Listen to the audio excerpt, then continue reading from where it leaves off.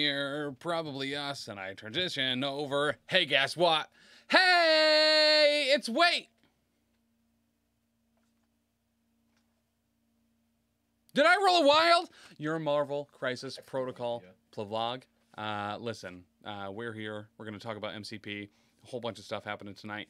I'm here. I'm your host. We got a bunch of actually super cool, exciting stuff to talk about tonight, and a new show that's going to be premiering right after this over on the Patreon. I got Dan here. I got me here. We just got back from Derry, New Hampshire, from an LVO qualifier over the weekend. You can check out all of those videos on the YouTube right now. Link is in the description. Or if you're watching this live on Twitch, guess what? It's under Dan. Under Dan's left nipple, stage right nipple. I can't even see it. Yep. There we go. Yep. Right below his otter shirt. This is my otter shirt. Not that shirt. It's the otter one. There's otters on it. But I was pretty excited. We had a great time this weekend. I felt personally. A blast. Yeah, it absolutely was a blast.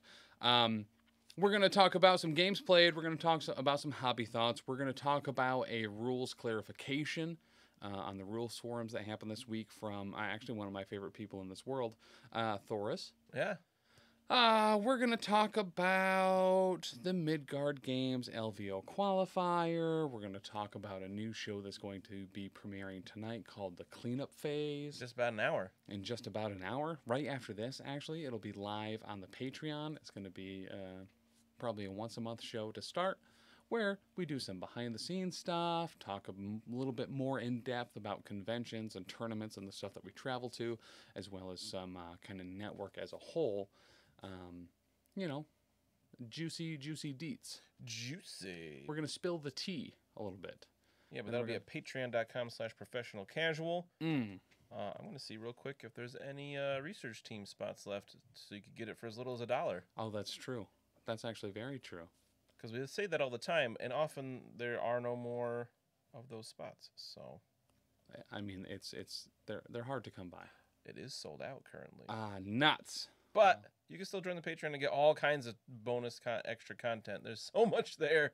You know what? Let's do this live right now. Let's see if I can change how many spots are in that currently. Whoa. Now in real time. That's how much PC Undead loves you guys. I'm going to add 5 more slots to the research team.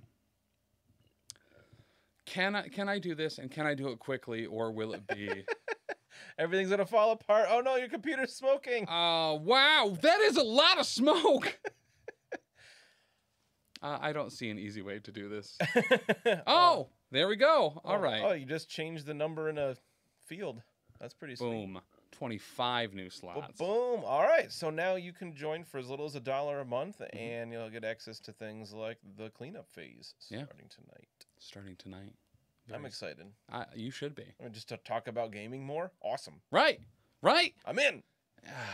I'm excited for it. But, Mr. Daniel, games played, but more importantly, hobby thoughts. This week, sponsored by our own BeardedDragonGames.online. Hey! If you're looking for some hobby supplies, maybe some terrain, or some MCP models, you can get 10% off all of those purchases online at BeardedDragonGames.online by using code PCME10 at checkout.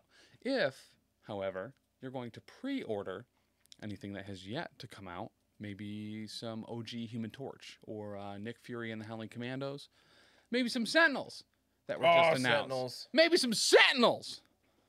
That we know are coming in October. That we know are coming in October. So excited. You'll get 15% off those purchases with 0 codes. Just for pre-ordering it. You'll get that 15% off retail. Support our local game store. They support us heavily. They allow us to stream. Oh yeah, the Power Phase every Monday night right here on the Twitch live from their store that they shut down specifically so we won't be bothered. It's actually pretty nice. Anthony's a good guy, and if you're on the Discord, which you get access to from subscribing here on the Twitch or being a Patreon at any level, listen, he'll hook you up with whatever you need game store wise. Yeah, he's a great guy. He's awesome, really good guy. But Dan, there's a lot of models that have come out recently. What have you been hobbying this week? Quite a few. I got some more paint on my Dormammu the other day. Ooh. Because I set a goal for myself at the start of the summer. I wanted to have everything, all my MCP backlog done. Yeah. Which I've gotten most of the way. It wasn't a huge backlog. It was like Hood, who I got done in like June or early July. I had Doctor Strange Sorcerer Supreme. I got done a few weeks ago, if not more than that. I think that was it. And then I still have Dormammu, who's like table ready. You know, he's base coated. Okay. But he needs a lot more work to get him to the standard I want him to, especially for a big centerpiece model like that. Yeah. And then Amazing Spider-Man, just because the webs are the webbing on his suit, I just don't want to do. Have to do it, yeah. Because my initial plan, I base coated him just red and blue, and I was gonna go through with like known oil in the webs that way, and I got real impatient with it real fast, so I just covered over all the red with known oil. And I'm gonna go back through and pick out all like the squares between the webs in red, and then a brighter red. And I'm gonna hate every minute of it, but it's gonna look great. It's one of those things that it'll be worth it in the end. Yeah. For Amazing Spider-Man, we see him on the table a lot. We do, honestly. I regularly forget how awesome he is. Amazing, some might describe him. Listen, Amazing Spider-Man beat me round 5 in the Nashcon standard tournament. Oof. I mean, he can be a beater. Yeah.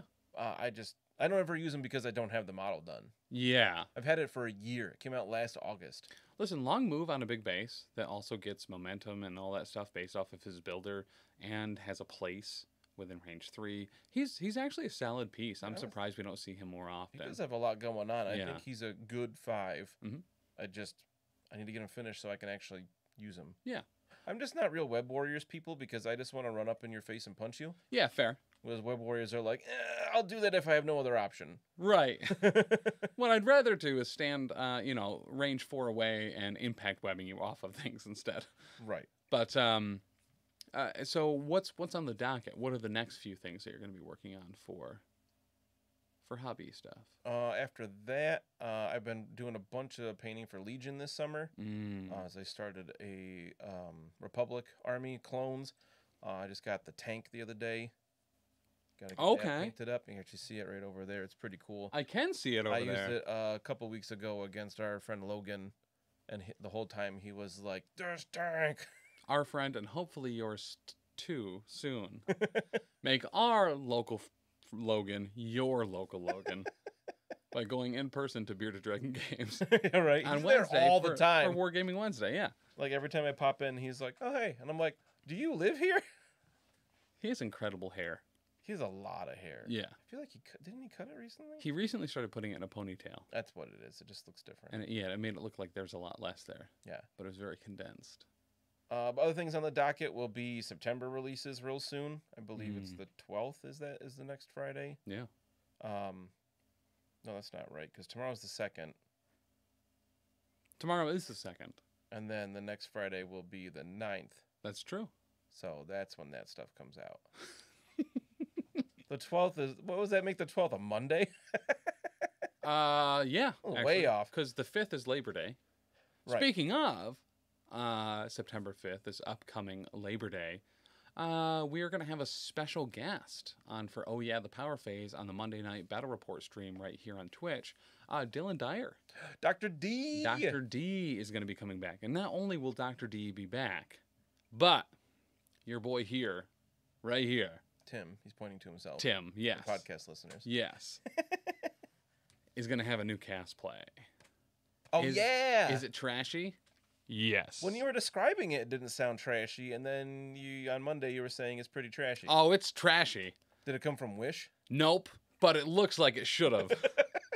It came from Amazon, but I got something that's going to be on my hands that's going to help me move models around. You get hornswoggled on Amazon?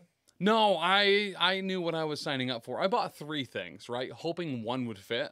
Okay. And the most extravagant one is the one that fit. Naturally. So it's going to be pretty good. There's a hood on there that I can put over my eyes. It's gonna reduce visibility. I'll also have things on my hands that are going to reduce my ability to move models, and I will commit to moving things with those things. It's gonna be pretty solid. I'll admit, when you're using the cane, it was pretty funny. Yeah. It was so stupid. Especially, who was it? Scarlet Witch, you're trying to move off the table. Oh, that was so difficult. And you're like, I just can't do it. You're like, but I'm gonna keep trying. And Dylan was just like losing it because he was like, what are you? Just pick her up. So I can't wait to see what this new nonsense is. I'm super excited for Dylan to come down again. I really liked playing him the first time. He has a personality type that just vibes very well with me. And we got to see him over the weekend too at the Midgard Games LVO qualifier. He got to guest commentate, I believe, game 2. That was Rob Reel against Gabe Lamont. Yeah, that was a great game. It really was. Both of Rob's games, we had 2 of his on stream. The VODs of those are actually up on the YouTube, so head over there and check those out because they're really good games. Mm-hmm. Both of Rob's games, he came back from something that looked unwinnable. For real. And he was running Wakanda, and I think that's probably the first time we've seen Wakanda at a tournament, let alone, at least that we've covered. Yeah. Let alone one that was like performing well. Really well. He's a much better player than, I don't want to say better than I thought. Yeah. Because I played against him at ACO. Yeah. And like he walloped me. Right. Because it was like, hey, we had somebody drop, can you fill in a little bit? And I was like, I'll play, whatever. And he just hosed me with like Thanos and Magneto and Juggernaut. What's super funny too is I was unaware of this at the time, but on this show and on stream we've talked about a Magneto hurling a bunch of trash cans at a She-Hulk. I completely forgot that was Rob Reel against Dylan Dyer. That's so good. So good. Yeah, Dylan has a lot of shtick about that in his commentary for that game, and it's hilarious. It's really good. A little bit that I heard while standing there telling you guys what was happening. The best is it the third game? No, the fourth game of that day. Check out the video on YouTube. Both of the players, Simon and Nick, are from Montreal. Yeah. And the whole game they play in French. So the whole time we're like trying to figure out what's happening because we don't understand what they're saying. It's so good. So it really was too, and there was a lot of layers of difficulty for us trying to figure out what was going on there. A lot of that we'll discuss on the cleanup phase after this. So if you're not a Patreon member yet, head over there to patreon.com. We just added more slots for the $1 tier, the research tier, so you can get in and watch that first episode tonight where we'll be going behind the scenes and talking a lot about the inner workings from behind some of these events and tournaments. But yeah, it was real fun. I'm really glad you and I got to go to that because I don't think we've ever had a bad time going to cover a tournament. No, it's so much fun. Yeah. But yeah, so this Monday on the Twitch right here, 7 p.m. Eastern on Labor Day, Dylan Dyer and I will be playing a game. And the following week, we will have our own Rev Right Mad. Ben will be on the stream as well. Most likely, maybe with Dan. I hope so. That's the plan. Potentially with someone else if they speak up, but they're going to have to take that away from Dan, and I don't necessarily want them to. We will be playing one of the organized play kits on September 12th, Monday, 7 p.m. Eastern. We got a bunch of really cool stuff happening on the Power Phase. Now is the time for it. Go over and check it out. Subscribe right here. Guess what? It's all right here. You're already on the Twitch. Unless you're watching this on YouTube later or the podcast version. Correct. Don't watch the podcast version either. That would be awkward. Yeah, it is a little bit. But if you do it in Winamp. So you get the even still a thing? So you get the cool visualization, effects that you can have there. That looks like a spirograph or like a light bright or whatever. But listen, it'll be super cool. In addition to those, I felt like I had one more thing. Oh yeah, this past Wednesday, Taylor on the Twitch had the hobby hangout. Yeah. You mouthed something to me, but I couldn't read it. You said, "Oh yeah," so I mouthed the power. Oh, fair. I thought that was like a Tim. You forgot this thing, and I was like, I don't know what you said. Yeah, this past Wednesday, Taylor was, I think, painting and priming and finishing up some terrain for MCP from the core box. This next Wednesday, he'll also be doing something cool. So please make sure to check out those streams every Wednesday right here. Usually 6 p.m. for Hobby Hangout. Get some of your backlog done. It'll be a blast. Hang out, paint with him, or whatever you want to do. Just look at him. Come on, tell me now, do you want to paint some terrain or MCP? I think it will be good to use hit and run on Cyclops. But I'll accept it. This week, Thoris made a post. He made a post on the rules forums. I like Thoris a lot. I got to meet him at Nashcon. We've talked about him a lot. I really like him. He's like he's just so nice. And I got to play some board games with him and some social deduction games. And every single time I trusted him. I was like, well, Thoris can't lie. So I'm going to believe him. And then he tricked me. And I was like, no, that's not possible. Every time. I disagree with how this game works because I still trust Thoris. But as far as Malekith stuff goes, one of the things that was happening with Malekith in general, he has an ability. I believe, Dan, you have the card up, right? I do. What is the ability that allows him to spike failures? Cloak of Shadows. Cloak of Shadows. Cloak of Shadows. What this does is it allows Malekith to spend a power and choose a failure result or a skull to be treated as a crit for the remainder of the attack. The clarification that came out about this particular reactive, in addition to dominoes, I will read verbatim kind of what Thoris has said. So the ruling on probability manipulation and Cloak of Shadows is changing. Previously, the superpower would be used at the specified timing steps, and then the effect of it allowed you to choose a failure to be treated as a critical at all steps of the timing sequence. This meant that you could overspend and choose a failure at a step in the sequence other than when the superpower was used. So effectively what this meant was you could spend power for the amount of failures you had already rolled and continue to spend more power in case a recalibration matrix was used, or if you were going to crit off of those skulls or regular crits and then roll more failures, you could effectively count those in the future by overspending and having that spent. That is changing.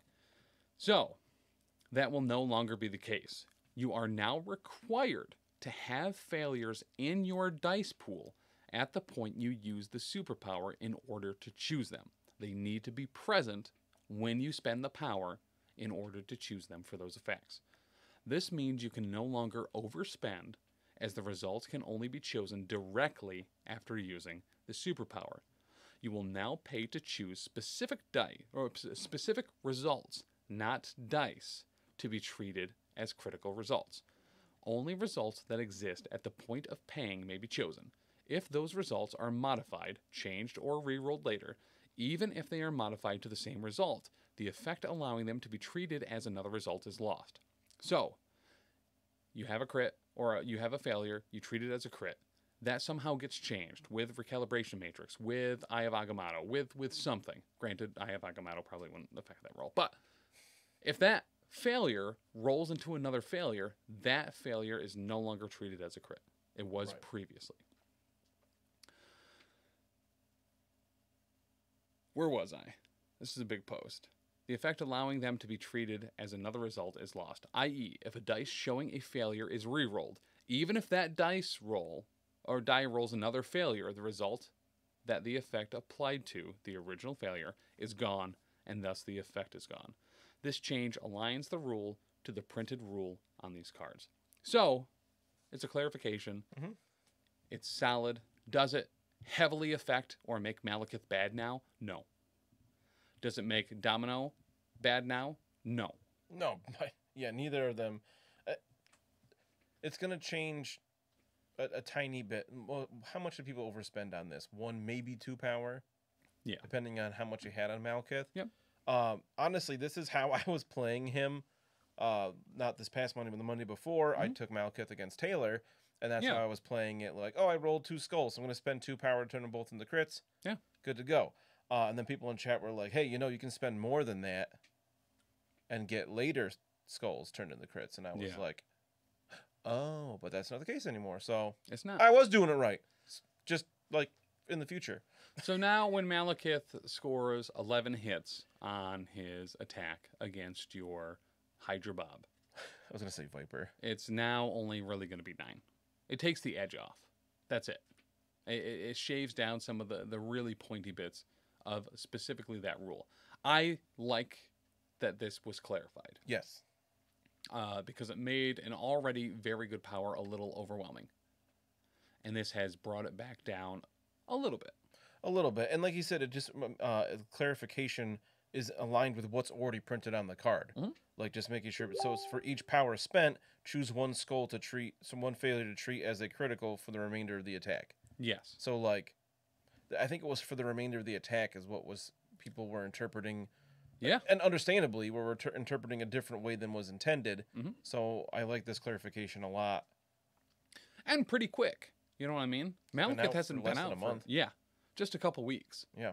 And really, it takes a little bit of time for the model to be built and painted or not painted, but primed forever and put on a table.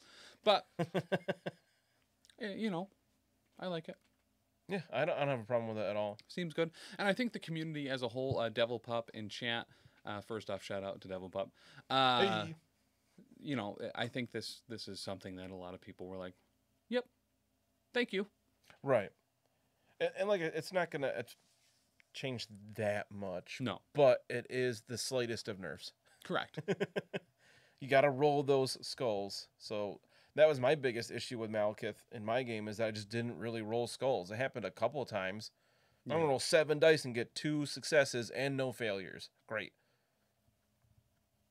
But that's why you roll the dice. So thank you, Thoris, for that clarification.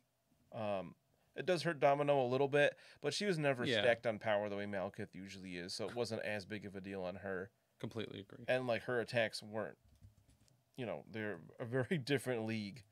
She's got a strength 4 builder, a strength 4 spender, and a strength 6 spender. So it's not, she's never rolling anywhere near the amount of dice that Malekith is. Right? Yeah, for real.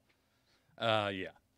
But yeah, overall, nice clarification. I hope that that sort of thing continues when things become a little bit overwhelming for some. They have people knowing what they're doing to make sure that edge gets shaved off just a little bit. Like a rock in a river. Like a rock in a river. It's a slow erosion, except very quick. It's a quick erosion. Yes. It's a quick erosion. Yes. That's the, yep, I forgot that was the Latin derivative for it. Quick erosion. Sure. But Dan, you and I got to spend the weekend with Brian Watson, great guy, Matt Alex, Dylan Dyer, as well as the Montreal Shark Tank. And a whole bunch of others. Phil the Thrill. Rusty. Rusty was there? Hell yeah. I waved to him. Yeah. At one point. But we spent the weekend at Midgard Games LVO qualifier in Derry, New Hampshire. We were able to stream the whole thing. All those videos are up on the YouTube. Make sure to check them out there. I guess first off, that was our first time at Midgard Games. I loved it. Yeah. 24 players, I think, total had signed up for it. There was a lot of that, like, now it's 23, one person dropping, they'd immediately fill it in. There was very unfortunately a gentleman that was in an accident that day and was unable to attend. Thankfully, he was not injured. Yeah, he was fine, just his car wasn't. Yeah, his car was very much not okay. So we're really, we're happy that he is all right. But overall, great tournament. Yeah. A lot of mixing of people. The TO at one point kind of pulled the locals aside to be like, hey, be cool. And I don't think... Be cool, baby doll. And everyone was. Yeah. Yeah, we had people come down from Montreal. Rob Reel came up from New Jersey. We drove about 5-ish or so hours from New York. Great turnout. for a local event and a qualifier for the Las Vegas Open in January of next year that we will also be covering. Yeah. We have one more qualifier, I believe, later this year in December. Is it called the Everwinter? The Everwinter event. Yep, they just made a Facebook event for it. I know they shared it in the different Facebook groups about it. I saw also posts about it in the Legion group because there's going to be a Legion event there, which is cool. But it sounds awesome. It's going to be in Boston proper. Yes. Proper Boston. Proper Boston. Just because we were in Massachusetts for this and we went up, north a little bit to Derry, but this is going to be in Boston. So, I'm sure people are going to be traveling far because Boston's a cool town. Yeah. Anyway. I've heard that. But this is really exciting. Awful civil planning. Yes. Good overall town. Yes. Yeah. Unless you're a Yankees fan. Oh, you just don't wear the... Yeah, I wouldn't. The merch. I wouldn't. Yeah. Then it's not a nice town. No. But we got the story that Everwinter was actually an Age of Sigmar event in Boston, or in somewhere in Massachusetts. I don't think it was in Boston. Yeah. And it's kind of grown into its own little con, which is awesome. Yep. So there's going to be events for all kinds of games there, but MCP is going to be another LVO qualifier, and I think there's going to be, I forget now, how many spots did you say there are going to be? It's going to be a 2-day event. I know that. Yeah, so That's I mean, a lot. tickets are still on 60 plus. sale right now, so yeah, it should be pretty solid. I know that tickets are up. I don't know if there's a total. There's 32 tickets available. So what that means as far as the amount of people, obviously, probably 32 or more. Minimum 32 people, man. At the absolute minimum. A minimum maximum of 32 people will be. Whoa! We're min-maxing tickets now. Well, yeah. It's a minimum maximum. What's the date for that? That will be. I think it's the weekend of December 10th. December 10. Mm-hmm. Very cool. I'm excited for that. But that should be pretty baller. You can check out all of the stuff for Everwinter at wickeddicey.com. Our friends, the 5th Trooper, are going to be there covering the Legion stuff as well. Or maybe they're not going to be. I forget. But should be a blast. Similar to Jimmy Neutron's adventures. Whoa. But that said, Dan, what were some of the cool things that you thought happened during the course of that tournament? What were some cool things? And Midgard games. I'll tell you right out of the gate, one of the things I'm always excited to see are Hulkbusters. And the very first game that we had on stream from Phil the Thrill and Samuel did, in fact, have a Hulkbuster. He ran an Avengers list that had all 3 Avengers leaders. Yeah, that was great. Sam, Cap, and Hulkbuster. And ran Versatile Strategy, or Leader, or whatever that tactics card is called. Which is cool to see. I don't think we had ever seen that actually used. And to have it used in a tournament setting on stream was super cool. At one point, he initially ran Steve Rogers, Captain America, and ended up switching once Malekith hit the table to Sam Wilson to be able to have. He's like, listen, I know my people are going to go down, so I need to keep them up and alive and engaged. Used the Sam Wilson one instead with that tactics card, and granted, it didn't work out at the very end, but it certainly kept him in the fight for longer than it should have. I think it was the best use for that card you could see, having your powers cost less for the first round or two, and then switching it over to Sam, like you said, when people start getting dazed, which helped them a lot. Being able to move Hulkbuster short, just that part of it is huge. Mm-hmm. Well, and they were playing on Terrigen Mists, so being able to specifically keep people on there, he had Captain Marvel, who's immune to poison. Like he was doing a solid job moving people around. One of the things that I really like, and I think that particular roster is just ideal for that tactics card too, where I think it's pretty reasonable to always want to start Steve Rogers, Captain America. Yeah. But if you end up going up against Brotherhood and you have Hulkbuster there, and you can kind of mitigate some of that collision damage with that card. Yeah. Or if you're going up against a kill team and you're worried about having a bunch of your characters dazed, being able to then switch it to Sam. It's really cool. it gave that card significantly more value in my mind, seeing it put into use like that. And I'm like, oh, well, hey, all right. Oh, you can use that card. Huh. That was when it first came out. We were talking about it, like, I mean, it seems neat. That was before Hulkbuster was around. Yeah. Because it was kind of like, well, you can use it in X-Men or Brotherhood or Cabal or Avengers. And I guess that was what I had pigeonholed it for myself in, was X-Men Blue or Gold. Right. I think it came with an X-Men or something like that. I think it came with Gambit and Rogue, maybe. Or Jean and Cassandra Nova. I think it may have been them. Yeah, I think it was some kind of X-Men box though. But I was like, okay, well, it'll help me. You know, I can lead Cyclops first, or probably lead Storm. You start with Storm and get into Cyclops when you're closer range, and make some of your attacks cheaper. But I really like it for Avengers. And now with Shadowlands Daredevil out too, I don't hate it there either. Pick up some early victory points, being able to count your Criminal Syndicate characters as 2, and then switch over to kill mode. You know what I mean? Oh, I like that. Yeah. Right? I mean, granted, that's 2 4-threat leaders in the list, but I don't hate that. That card has gotten a lot better now that we have just more leaders and more factions with multiple leaders to take advantage of it. Because we have 3 for Cabal now. Yeah. With Malekith. And I think that's another great spot for it.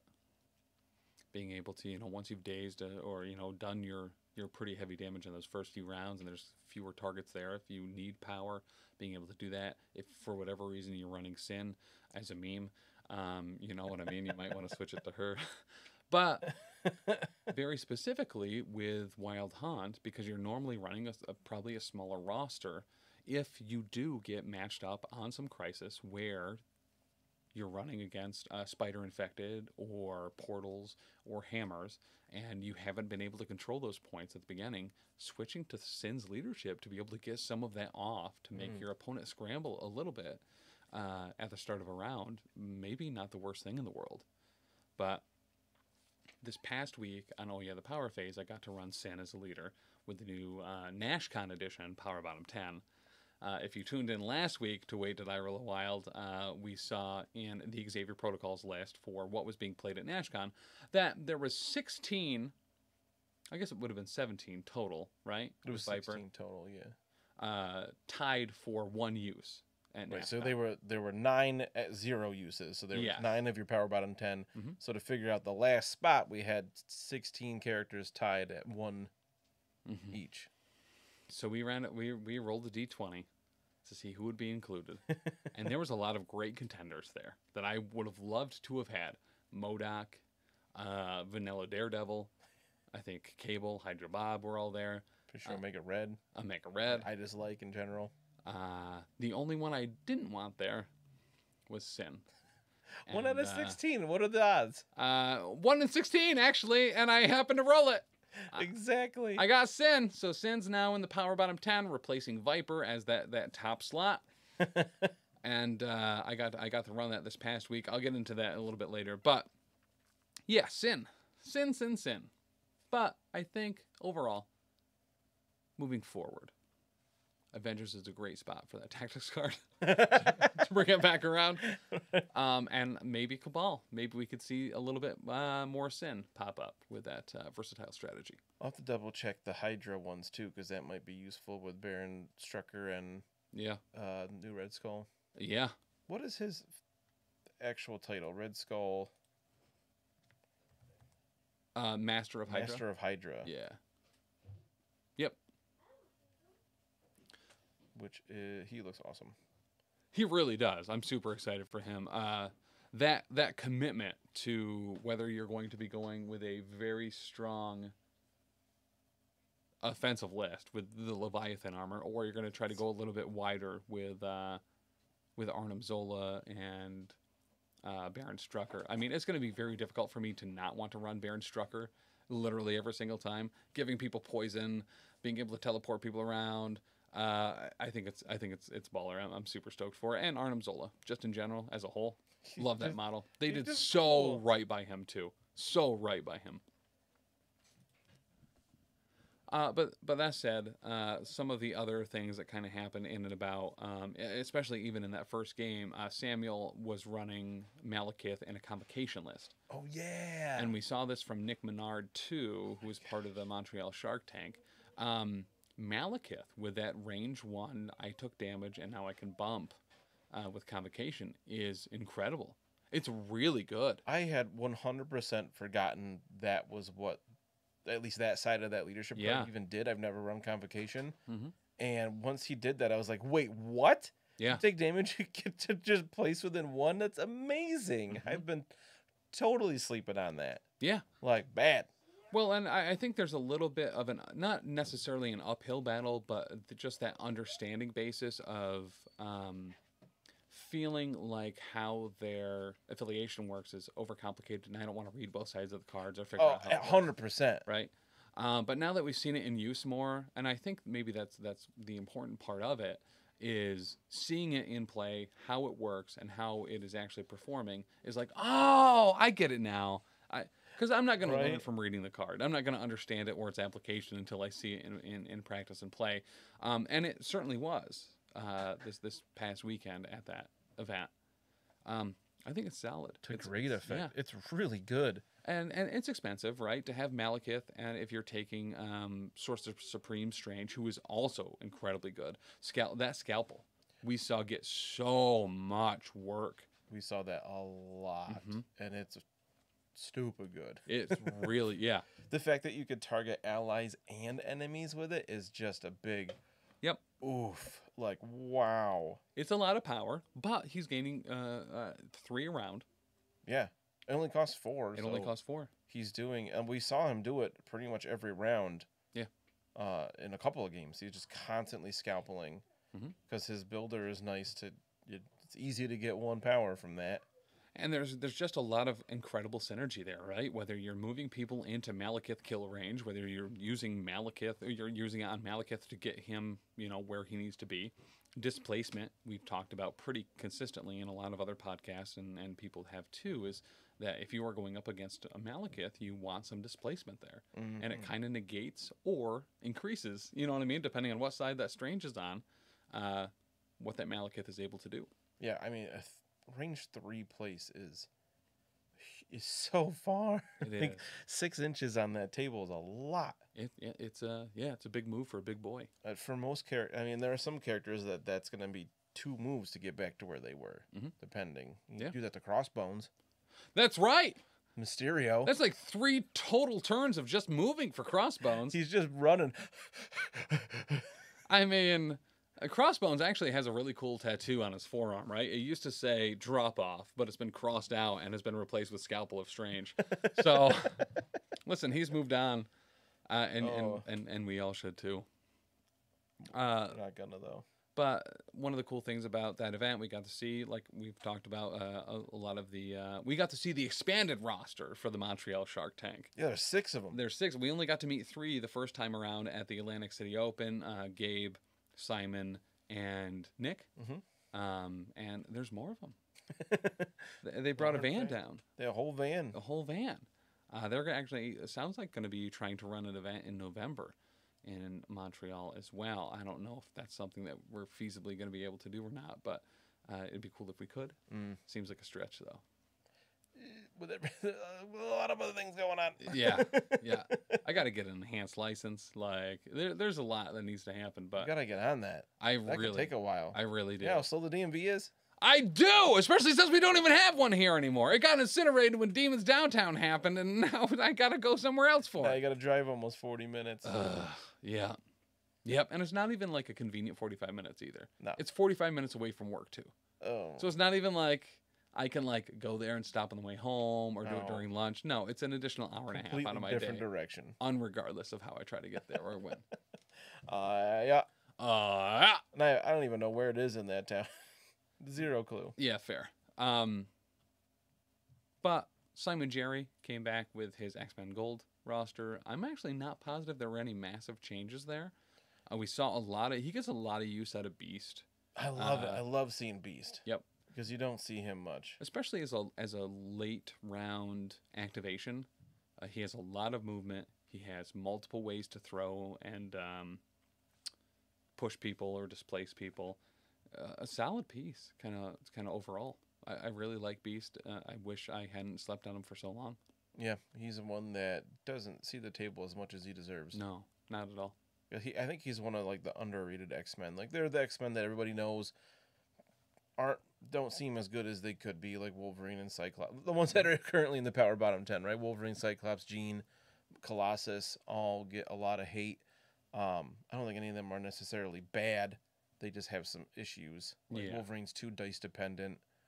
But I think Beast is often slept. And when you see people ask, like in forums, like who are, I want to play X-Men, what are good characters? And everybody says X-23, Rogue.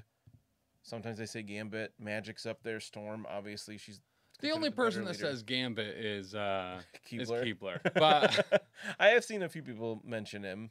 But Beast is never in that list. Yeah.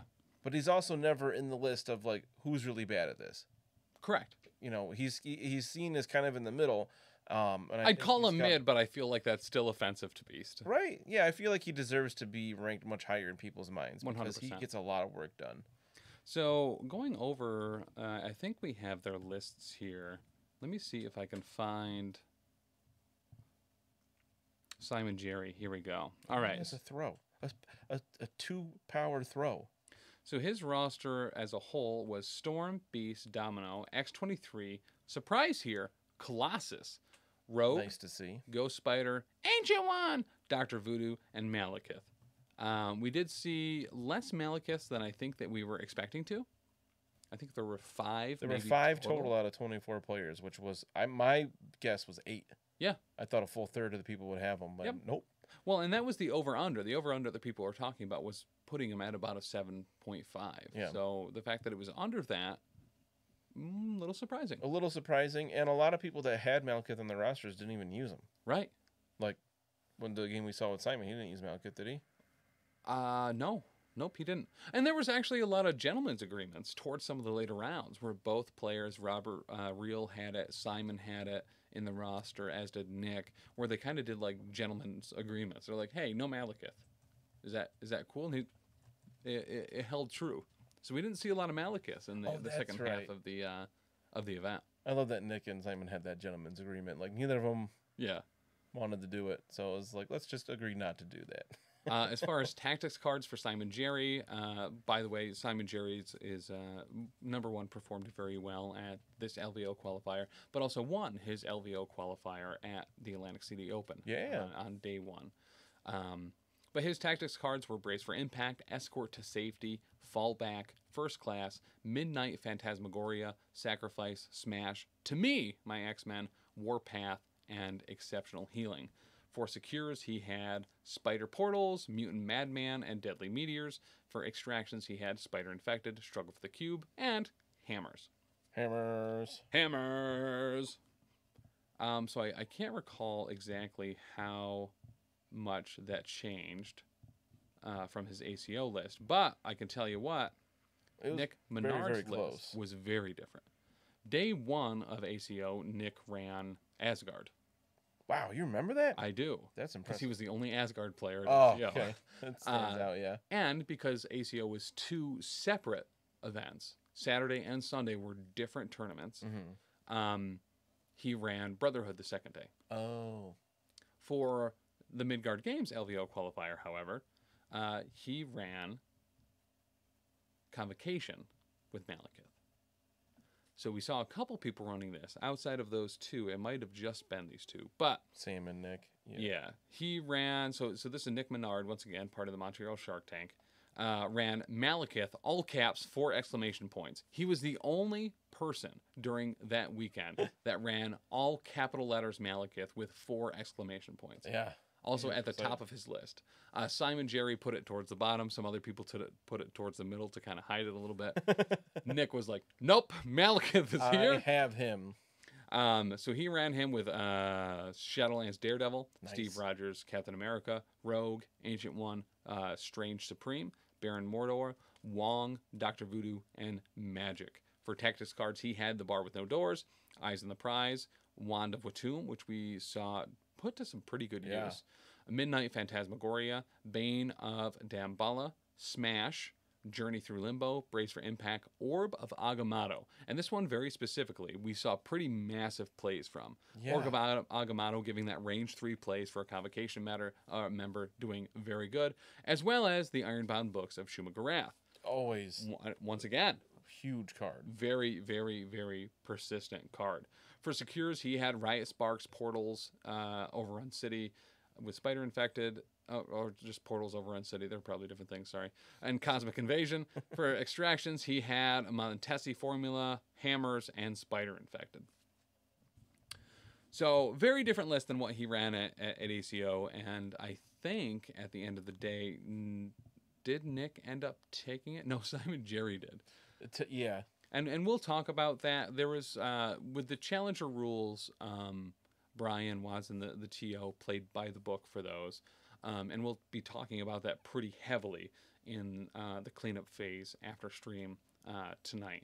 So if you're not a Patreon member already, now is the time to go do that and be able to get in there, because we're going to be talking pretty in depth about kind of about what happened when we had the top 5 all at 4-1. Yes. Yep. And it can get a little wonky, and we will kind of really dive into that. But Robert Reel is the last one I really want to talk about, who we met also at the Atlantic City Open. Yeah. Friends with Mitch, who we absolutely adore. Even with his shenanigans. But it was awesome to see Wakanda there. Yeah, it was great that he had Wakanda. We don't see that very often. I think especially when there's only 5 characters on the list. Mm-hmm. And he didn't even run Storm. I don't think she was even on his roster. Right. So that was cool. We saw amazing plays from Killmonger. Yes, we did. Huge moments from Killmonger. Usurp the Throning a Malekith. Yeah. And doing it. Yeah. And that winning him the game. Yeah. At the end of the day when he played that awesome. card, and I was like, it has to go on Malekith. He's 7th threat. I'm like, there's no way he's taking him down. Yeah, this round? What 7th threat character is he going to choose for this? Right, but I forgot. Usurp the Throne also gives Killmonger more dice, right? Yes. Yep. And listen, it took a lot of tactics cards from him, because it also took Wakanda forever to get Malekith down, but it worked. He had a great line when he was on. He said, "It only took me 3 tactics cards and 6 attacks, but I dazed Malekith." But it got 2 VP. Like, it did. That is huge. And so that game was against Gabe Lamont from, once again, the Montreal Shark Tank. Yep. Here was Robert Reel's roster. So for Wakanda, he had Black Panther, Killmonger, Shuri, Okoye, Toad, Winter Soldier, Loki with the Mind Gem, Ghost Spider, Malekith, and Hulk. For tactics cards, he had Wakanda Forever, Usurp the Throne, Brace, Patch Up, Midnight Phantasmagoria, Recalibration Matrix, Escort to Safety, Marked for Death, Inspiring Monologue, and Mission Objective. For Secures, he had Intrusions, Gemma, and Riot. For Extracts, he had Research Station, Spider Infected, and Mutant Extremist. I love his list. That's kind of all over the place, but it's so awesome because his affiliation is so small. Yeah. He can really go ham with the splashes. Mm-hmm. Having Toad and Hulk in there is super cool. Yeah. Well, and we saw him get some pretty considerable work out of, I want to say it was Loki with the Mind Gem at one point. Yeah, he does have 2 games up on the YouTube as well from that event. One against Gabe Lamont and one against Nick Menard. 2 incredibly talented players, just as a whole, and really come from behind games that see, like, I feel like, was it his game against Gabe where at the end we just assumed it was over and he lost, and they're talking afterwards and it was like, wait, who won? Wait, Rob won? It was one of those, they moved the tokens real quick on the thing, and I was like, I thought they moved the wrong one past 16. Yep. Because it ended 16-17. Mm-hmm. And I looked at the board and I recalculated in my head and I was like, oh, no, they didn't move the wrong token. Yeah. So I think those were some huge games for Wakanda as a whole. He got incredible use out of that Wakanda reroll. Yeah, all the time. Every Wakanda Forever phase was normally super important and super effective. Yeah. And he just kind of did well overall. I never have any luck with that card, except I get a free push on Shuri. Right. And Rob's just like, boom, boom, boom, boom, boom, boom, with it. And like, why do those cards hate me so much? That and the Midnight Suns one, Siege of Darkness, I feel like always just whiffs. And I'm like, what? I throw all these croissants and just nothing happens, but at least Moon Knight has more power now. Right? Oh, you almost made me drop my croissant. My croissant, Jimmy's mom. But yeah, they were great games overall. It was super cool. And seeing when Recalibration Matrix was used, we also saw some really heavy escort to safety plays. With a lot of the changes to what's been cycled out for Tactics cards, we've been seeing kind of some nice fresh faces in those groupings. Inspiring Monologue is one that I regularly forgot existed. I don't even know that. I can't remember what that does off the top of my head. So Inspiring Monologue is actually super cool, and we've seen it in a few instances really do some incredible stuff. So what it does is any allied character may spend 3 to play this card. Choose another allied character. That character may reroll any of its defense dice this round. Oh, that sounds decent. Yeah. I feel like every time I read over this card, I'm like, eh. But like, actually, like stopping and thinking when you about it, need to keep somebody any number alive, of defense dice this round, that's actually pretty good.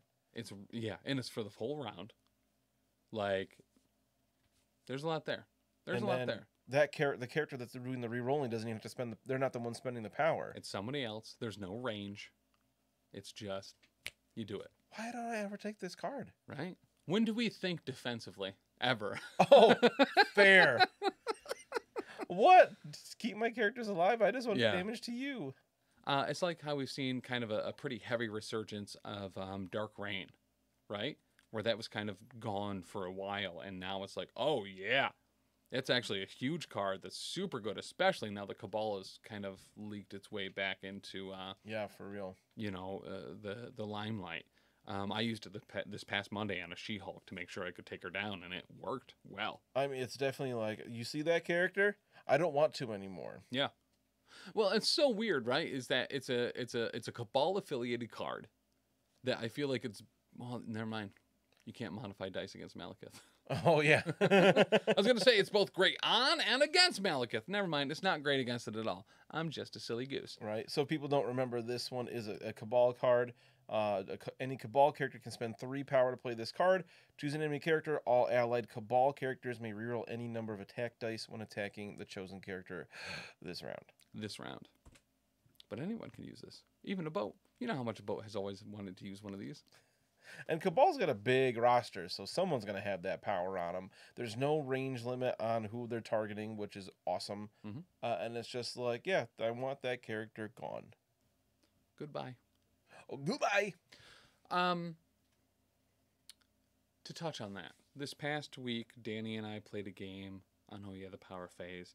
She ran a Marvel Phase 4 exclusive. Yeah, it was Disney Plus titular characters. Yeah, titular. She did say titular a whole bunch. We were talking about it in the car earlier that day, and I used the word titular, and she was like, why don't you just say title characters? And I was like, I don't know, because the word titular is fun. So then she really leaned into it. Yeah, she did.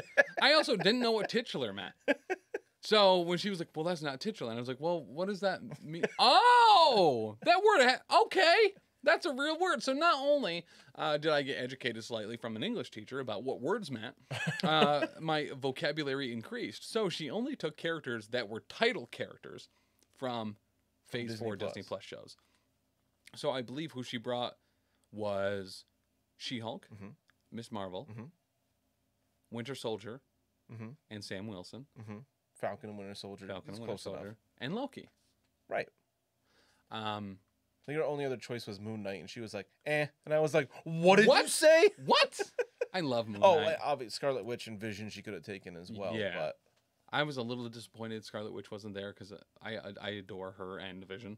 But we talked about it, but fitting her into 17 or 19.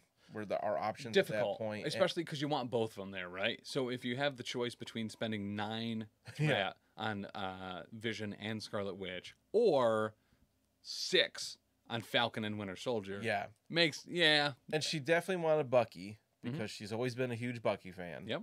And she was like, well, if I take Bucky, I have to take Sam. Correct. And like She-Hulk and Miss Marvel were like locked in from the beginning. Like she was definitely going to take those. And Miss Marvel did work. Great. Miss Marvel's incredible. She's one that I have troubles with her only because I get confused of which side can do what. Yeah. With her changing around, but like she can do a lot. She's got throws. She can interact from 2 with extracts. She can embiggen and then just slap the crap out of a wasp, you know? She is a character where the order of operations is in fact very important. Yes. Because once you embiggen, you cannot undo it until the end of the round. Yeah, unless you're dazed, which we found out. Miss Marvel did in fact get dazed. It was really interesting interaction. We learned something. We did. I learned a lot. Wraith was like, I'm going to go check the forums real quick. Let's find out. So Miss Marvel got dazed while embiggened from an Elektra martial prowess. Which dazed her during her turn, so she does not shrink again. She stays embiggened, which is awesome. Which is really great, because then she's embiggened for her whole next round. For the whole next round. Which is usually what you want, but she doesn't have the throw when she's embiggened, which is kind of weird. That's where I always get thrown off, because I assume she's big, she should be able to grab stuff and throw it. No, she only has that when she's normal sized. Yeah. And she only has a builder on either side. Correct. And the high 5 is still only 5 dice, but she's size 4 when she embiggens. So chances are she's going to get her morphogenetics, and she's going to be rerolling 3 of those dice. Yeah. Which actually can turn into a pretty hefty attack. Especially when she's attacking a tiny wasp who is size 1 and was certainly smaller than size 4. Yeah, Miss Marvel did work. And would not die to gunfire, regardless of how many times I shot her. Yo, Sin shot that little kid so many times. So many times. Like, just Sin shot at that little kid so many times. Fair. Yeah, she did not hit very often. So for my roster, I took part of the Nashcon 2020 Power Bottom 10. We had Sin, Mr. Sinister, Wasp, Elektra, and Cassandra Nova as part of a Cabal affiliation for that. I think in that Power Bottom 10, I can go X-Men Blue or Cabal. Which is kind of nice that you rolled Sin for that option. I know she's a much maligned character across the board. Yep. But you do have, and you used it to great effect. Correct. Although Sin was, I don't think she was your MVP. I think she was at the end of the day. No. She was alley-ooped. Yes, because your MVP was Mr. Sinister, because you got a second Sin. She was only good because you got to use her 2 times. What's better than using Sin? Using Sin a second time later. Now, granted, free. I believe with cloning banks you have to use an unused character. Technically, yeah. But Danny allowed me to use it, mostly because she didn't understand what I was asking for. She was just like, yeah, whatever, I don't care. And before we started the game, I was like, listen, I meant to bring a Super Mimi character to be able to cloning banks in. I forgot it. Who were you planning on bringing? It was going to be Hydra Bob or... he wasn't in your roster. He was not. It's just an unused character. It doesn't have to be part of the roster. Yes, I'm pretty sure it has to be in your roster. Okay. Let's look real quick while you discuss. Yeah, so there was a number of characters I wanted to kind of throw in there. I love throwing Deadpool in there. I wanted to throw Moon Knight in there. Yeah, from your roster. Okay, so it would have had to have been one of the other Power Bottom 10. So Wolverine... Ooh, yeah, but doing any more than a 3 threat with cloning banks is it's an uphill. It's a whole nother turn. It does. And in that case, you would have been tabled if you had to wait another turn. Yeah, because Sinister was gone. So I think 3 is a sweet spot for it, but the other options I would have had at 3 were nothing. There's only 2 3 threats in this list, and they're Sin and Wasp. Oh, right, because you have everything else is 4s. He has so many 4s in that. Bottom 10. Yeah, so but could you imagine bringing in Carnage like round 4 or 5 and then just being like, all right, you're already hurt. Now he's just going to finish you off. Yeah. And then paint the town red. So yeah, my options were Wolverine, Spider-Man, Peter Parker, I think was who I was considering doing. I was like, I don't even need fearful symmetry. Spider-Man's coming in. Fake one, but he's gone through this before.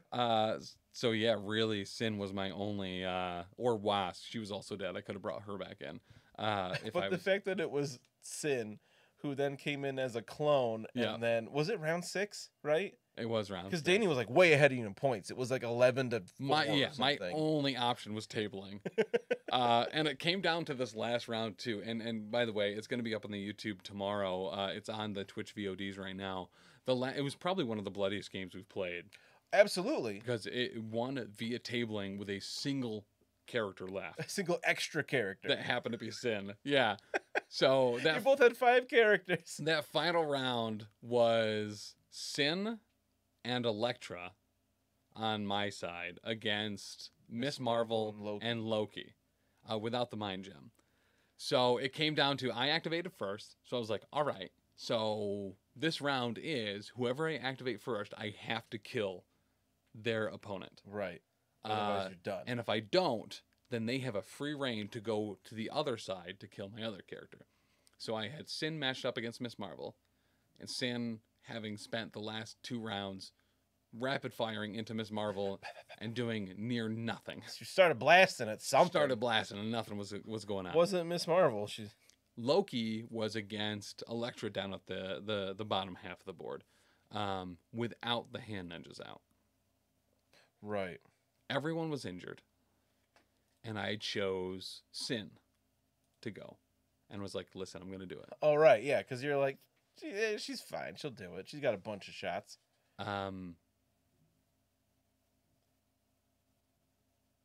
Is that what happened, or did it go into another round after that where I only had? No, you went with Elektra against Loki because Danny almost went with Loki, and you were like, and she was like, "Oh right, I should attack Sin before she goes." So yeah, because you whiffed against Loki, and then she whiffed against Sin, and then Loki took out Elektra, and then Sin finished everybody off. No, that's what it was. No, so round 5, it was that matchup.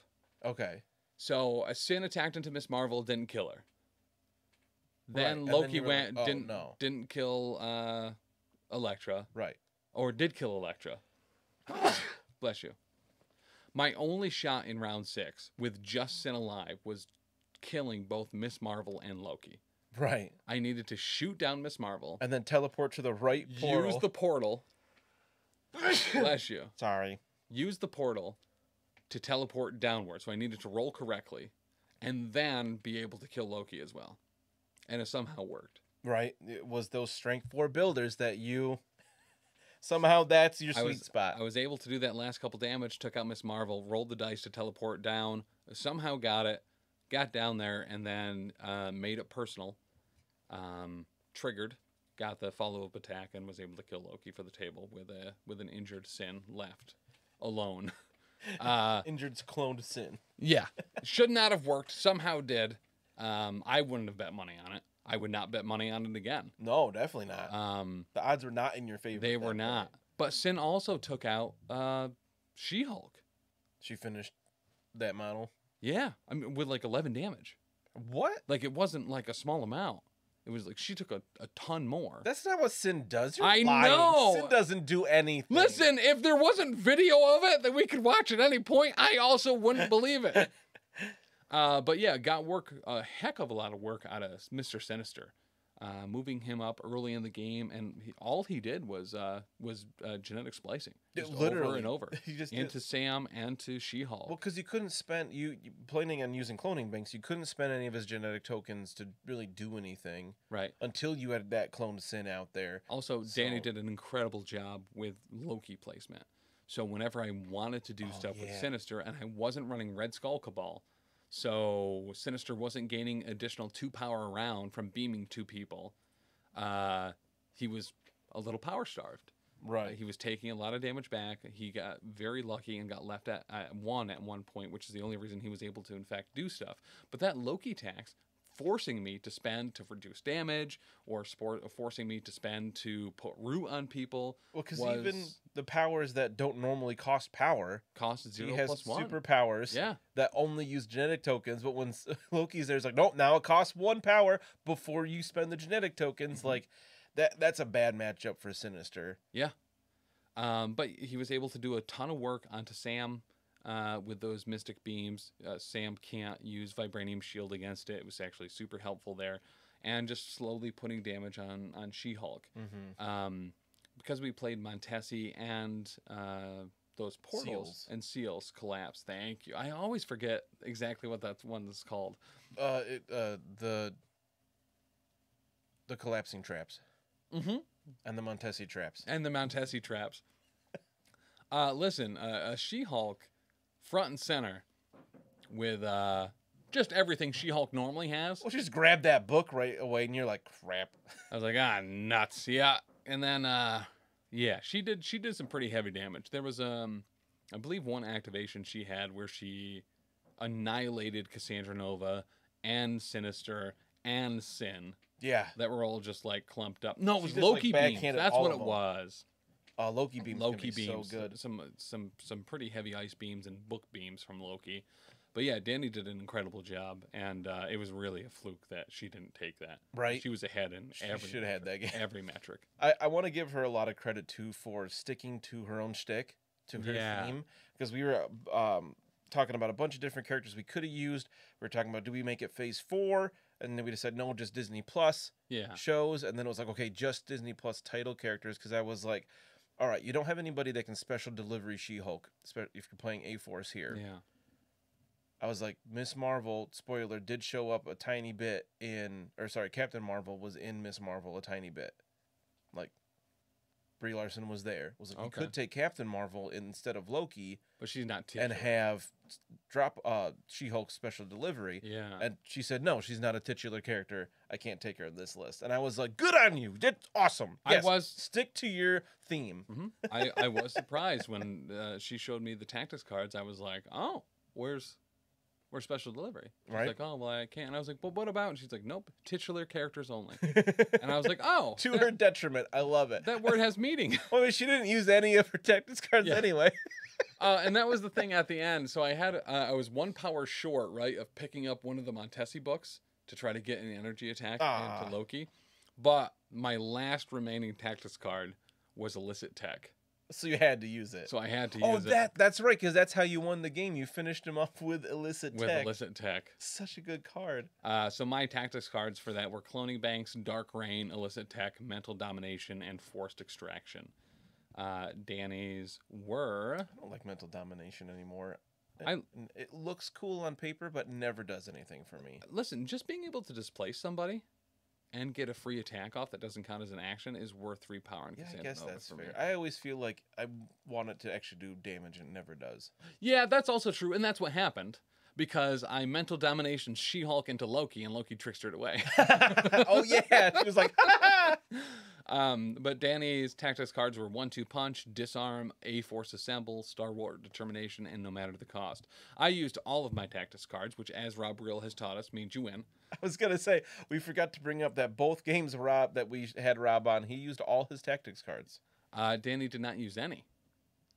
So the fact that she did not use any of her tactics cards and was still stomping me into the ground really just proves why a cloned sin is the only way to go. All right. I mean, if you got a dice full of cloned sins and a pocket full of cloned sins, you got a fighting chance. You got a fighting chance. You can make it personal. All right, guys. I think that will be it for us tonight. If you are a member of the Patreon, stay tuned. Head over there right now. Yeah, don't stay tuned here, but go to patreon.com/professionalcasual to join us for the first episode of the cleanup phase, where we're going to be talking heavily about tiebreakers from this past event, as well as some behind-the-scenes stuff and some upcoming super secret stuff that only you'll know about as you're helping support the show. And I really can't thank you enough to our Patreon members for supporting the show. It allows us to be able to do things like travel across the country to all of these events, host and cover a lot of these qualifying tournaments, as well as things like Adepticon and Nashcon. It is not possible without your support. We cannot thank you enough. It also helps us do things like maintain equipment and pay blog writers. So if you are not checking out professionalcasual.com for MCP and now some other games as well with some WFRP.